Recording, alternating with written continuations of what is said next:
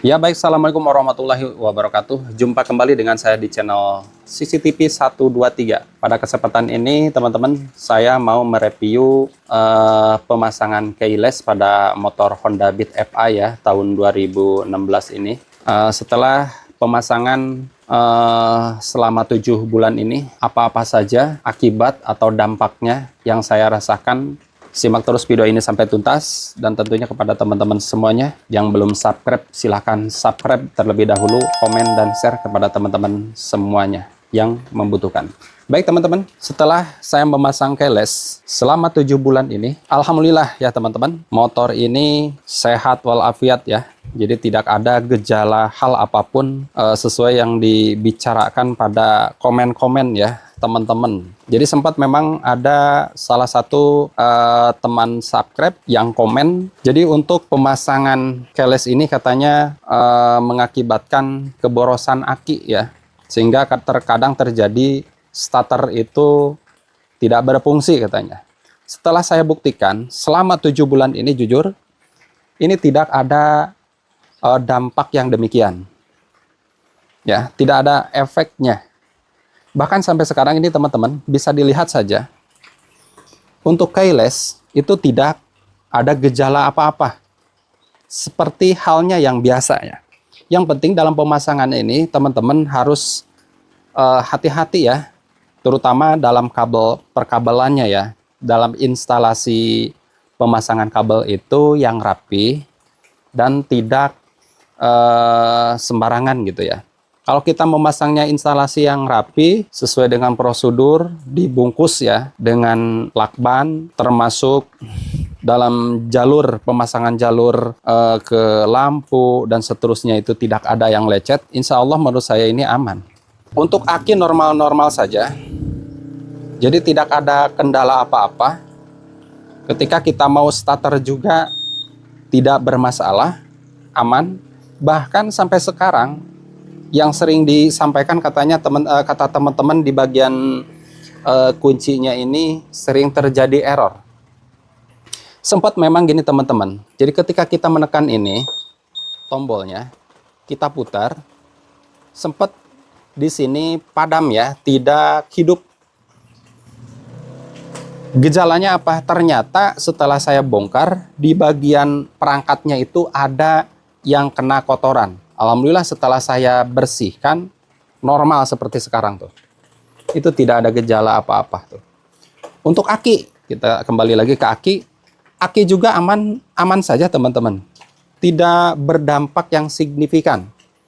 Karena kebiasaan saya itu, baik di motor yang standar sudah menggunakan keyless, yang penting kita harus mematikan remote-nya nih teman-teman.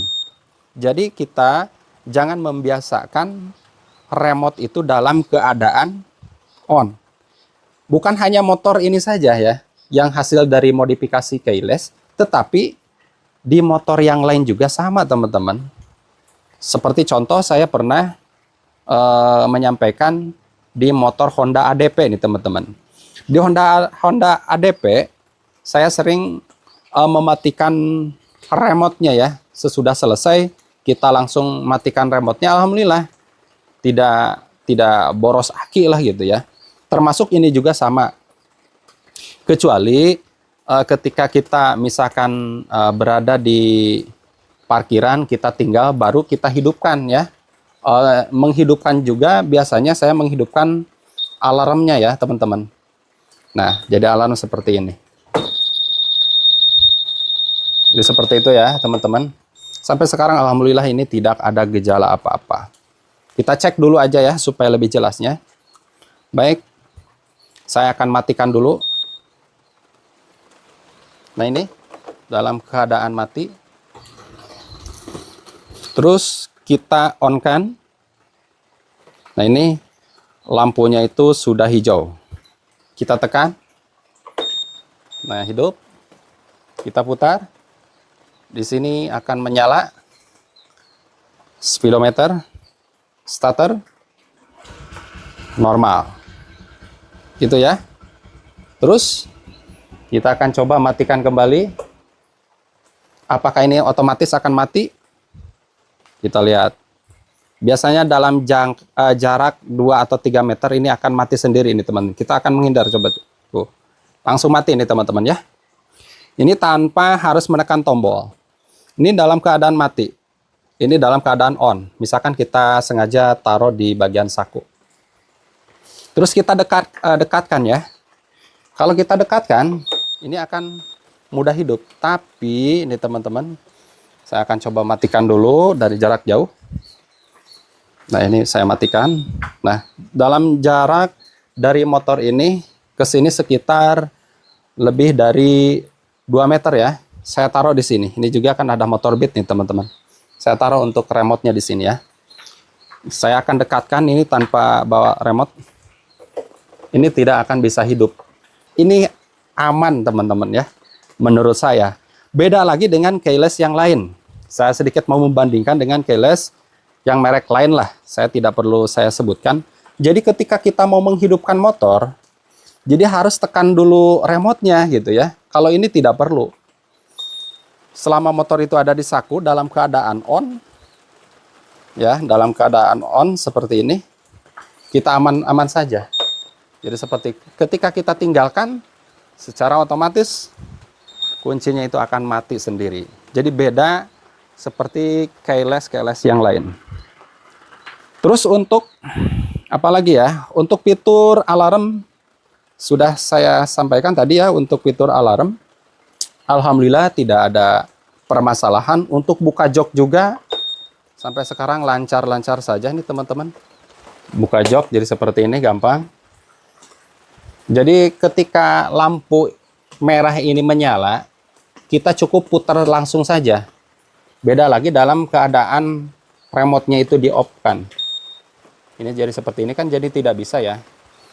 Nah, kita kunci dulu. Ini kan tidak bisa. Jadi harus kita on-kan dulu. Nah, baru ini bisa dibuka untuk jok. Lalu untuk kunci setang bagaimana? Untuk kunci setang, ini posisinya seperti biasa sih sebetulnya ya. Jadi motor itu dibelokkan dulu ke arah kiri atau kanan biasanya bisa. Nah, bisa kita kunci setang. Nah, ini tidak berefek ya. Fungsinya sebetulnya sama saja dengan kunci-kunci biasa ini teman-teman ya. Yang selanjutnya masalah kunci jok ya. Jadi untuk kunci jok ini masih bisa digunakan teman-teman. Jadi ketika motor ini ada masalah misalkan, saya akan coba normalkan dulu ya untuk setangnya. Umpamanya di sini untuk jok tidak bisa dibuka. Ini kan bisa dibuka ya. Bentar. Nah, ini sudah terkunci. Nah, ini sudah terkunci ya untuk jok. Tidak bisa dibuka. Ini bisa kita buka dengan menggunakan kunci standar. Artinya ketika kunci keyless-nya itu error, umpamanya ini teman-teman, kita masih juga bisa menggunakan kunci yang standar, yang bawaannya. Ini bisa dibuka. Ini kebetulan kuncinya belum tidak saya bawa ya. Ini bisa dibuka dari sini secara manual. Jadi seperti itu ya.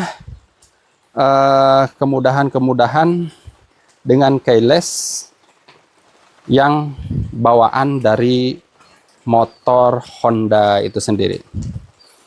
Jadi silakan buat teman-teman semuanya. Kalau misalkan ada yang masih belum paham, masih belum mengerti fitur-fitur yang ada dalam pemasangan keyless ini, bisa silakan ditinggalkan ya di kolom komentar. Silakan teman-teman kita berbagi, sharing aja. Terus keunggulan untuk keyless yang standar ini yang setelah saya pasang ini, di barcode-nya ini, kan ini sama ya, sebetulnya sama dengan motor-motor biasa nih. Nah, sekarang saya akan ini dulu nih teman-teman. Nah, di sini kan ada barcode-nya nih teman-teman. Jadi kita dikasih ini ya, remote-nya 2. Jadi teman-teman, remote ini original nih teman-teman. Kalau kita sengaja beli, ya sekitar 250 sampai 300 untuk bijinya ini. Jadi kebetulan saya memang sengaja beli yang 2 kunci ya. Kalau untuk yang 1 kunci itu harganya itu sekitar 2.200-an, 2.250.000 kalau untuk yang 1 kunci. Karena saya pinginnya itu yang 2 kunci itu lebih dari 2.250.000 ya. Ya sekitar 2.600.000-an lah itu teman-teman ya. Saya beli. Nah, kita juga dikasih ini teman-teman. Dikasih baterai cadangan nih buat jaga-jaga. Jadi ketika remote-nya ini mati, baterainya udah habis, ini bisa kita gunakan juga nih teman-teman. Nih baterainya nih teman-teman. Ya memang setelah saya cek di online untuk modul, nih teman-teman ya, untuk modul motor Honda, contohnya misalkan Scoopy, ADV, atau misalkan ada motor yang sudah keyless aja ya, itu harganya emang tinggi-tinggi nih teman-teman. Harganya itu ada yang 850, itu hanya bagian modulnya saja nih teman-teman. Silahkan aja di Shopee atau di apa, teman-teman bisa cek ya. Modulnya saja nih teman-teman. Harganya 850. Belum itunya alarm, termasuk bagian kontaknya. Nah yang ini. Terus untuk kuncinya saja nih teman-teman, bisa dicek saja yang original. Kunci keyless. Nah, maksudnya kunci keylessnya seperti ini, itu harganya itu lebih dari 200.000. Makanya wajar. Ini yang jual kunci keyless, harganya itu sampai ada yang 2 juta. Bahkan yang merek Cina juga kan, yang fiturnya agak maksudnya sama seperti ini, itu udah lebih dari 1 jutaan. Bahkan saya cek ada yang 1.600.000 dan seterusnya. Terus keunggulannya yang lain, kalau kita menggunakan keyless yang original ya, merek Honda. Jadi ketika remote kita itu hilang, ini umpamanya nih remote-nya itu hilang nih teman-teman, kita bisa membeli lagi. Belinya di mana? Bisa kita beli di Honda resmi teman-teman. Baru nantinya untuk kode barcode-nya itu akan disesuaikan. Yang penting teman-teman punya kode barcode-nya. Jadi kan di kode barcode-nya tadi, nah barcode-nya ini, di sini ada nomornya nih teman-teman. Nah, jadi ada nomornya. Jadi kita daftarkan. Terus untuk teman-teman, saya pesan ya, untuk barcode diusahakan jangan dibawa ini ya. Kalau bisa ya dipoto saja, misalkan di HP, atau ditulis, misalkan disimpan di dompet. Takutnya ketika misalkan baterai ini habis di jalan, kita bisa menggunakan kode barcode ya. Jadi saya sudah pernah membikinkan tutorial cara menghidupkan motor tanpa menggunakan kunci keyless. Jadi artinya kita menggunakan kode barcode. Silakan saja dibuka di playlist ya, khusus untuk pemasangan ini ya, di motor Honda Beat Fi. Terus motor apa saja remote keyless ini bisa dipasang? Nih teman-teman, untuk remote ini bisa dipasang di Beat Carbo juga ya.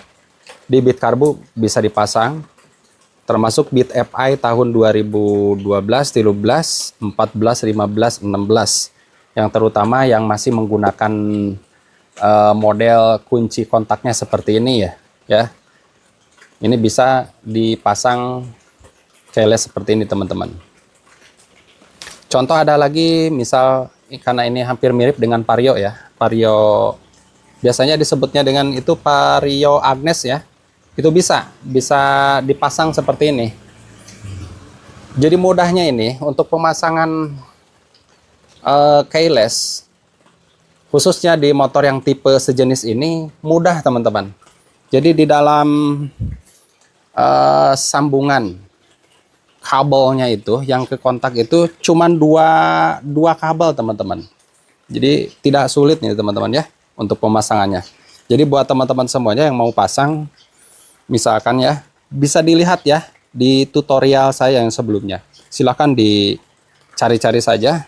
Bahkan saya juga pernah menyampaikan untuk proses cara pemasangan kabel slingnya juga sudah saya bikinkan juga ya. Jadi seperti itulah.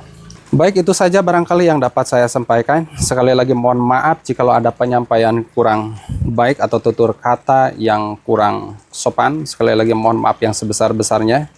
Dan tentunya kepada teman-teman semuanya saya mengingatkan kembali agar saya semakin semangat dalam membuat konten, agar saya semangat terus berkarya.